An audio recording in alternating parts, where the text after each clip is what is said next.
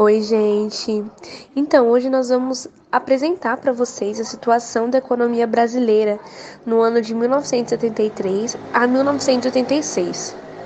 Nessa época, o Brasil estava passando por uma intensa crise, e esse período ficou conhecido como crises e tropeços. A primeira crise foi a do petróleo.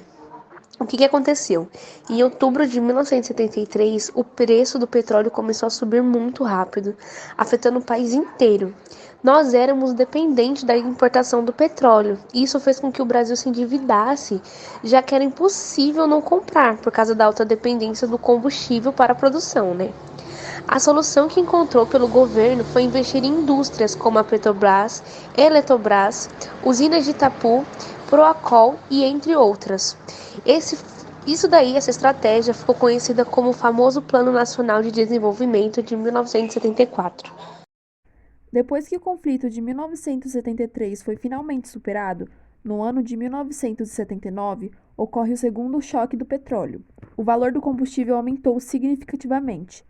E o Brasil agora tinha que administrar esse problema junto à dívida externa feita na crise anterior.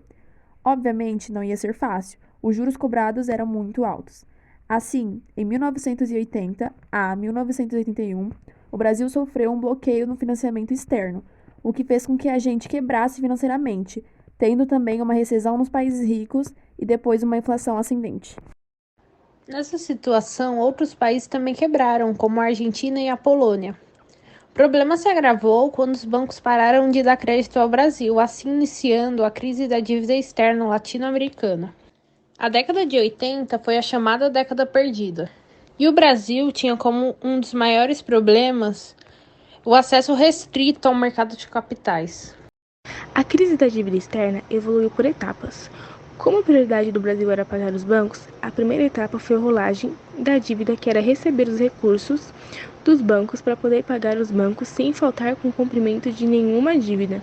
Com isso, houve um período intenso de negociação internacional, onde o Brasil teve 7 cartas de intenção monetária. Elas eram um programa que o país acertava o fundo monetário com o Banco Mundial, para que o Banco Mundial desse financiamento, mas em contrapartida isso estava impunha as chamadas reformas estruturais. Mas na verdade isso só era uma desregulamentação da economia e abertura do setor externo. Isso tudo gerou revoltas, onde a população saiu em manifestação contra o Fundo Monetário Internacional e o arroxo salarial. 81 a 83, o PIB do Brasil teve uma queda alta e houve muito desemprego, além da alta inflação que o país sofria.